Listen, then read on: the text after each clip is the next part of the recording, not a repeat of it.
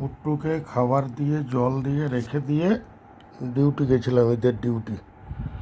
6টার সময় ফিরেছি, তখন দেখি কুট্টু খাটের উপরে জল খাবার সবই দিয়ে গেছি। ও ভাবছে হয়তো আমি চলে গেছি আর নেই, এরকম ভাব। খাটময় লাফালাফি করছে আর চিঁচি করছে। তারপরে এসে জলটা দিলাম, খাবার দিলাম, খেয়ে ধরা দেয়নি অনেকক্ষণ, রাগ করেছিল বোধহয়। এখনও খেয়ে দেয়ে বেশ গায়ের ওপরে উঠছে, গায়ে হাত বুলাতে দিচ্ছে, সবই করছে। এখনও খোশ মেজাজে আছে, দেখে নাও ভালো করে, খোশ মেজাজে আছে।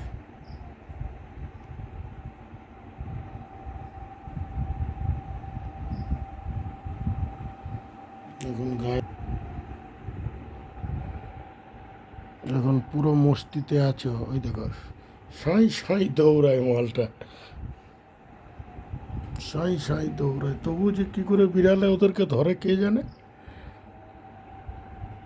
ওই বাড়ির বিড়ালটা এই পর্যন্ত 4টে কাঠবিড়ালি খেয়ে ফেলেছে। ওই জন্য আমি আমার কুট্টু সোনাকে ওর ধারে কাছে নিয়ে যাই না।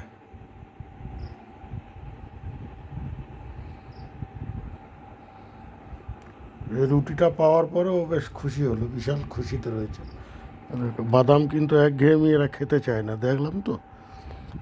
প্রথমে বিস্কুট জল খেলো, কিছুদিন চললো, তারপরে বিস্কুট জল খেতে চাইছে না, বাদাম। তারপরে বাদামটা চলে গেল, এখন দেখছি রুটিতে ভক্তি হয়েছে তার। কোথায় এসেছিস তুই? ওই শালা, কোথায় এসেছিস? মার খাবি? এই হচ্ছে তার কারবার।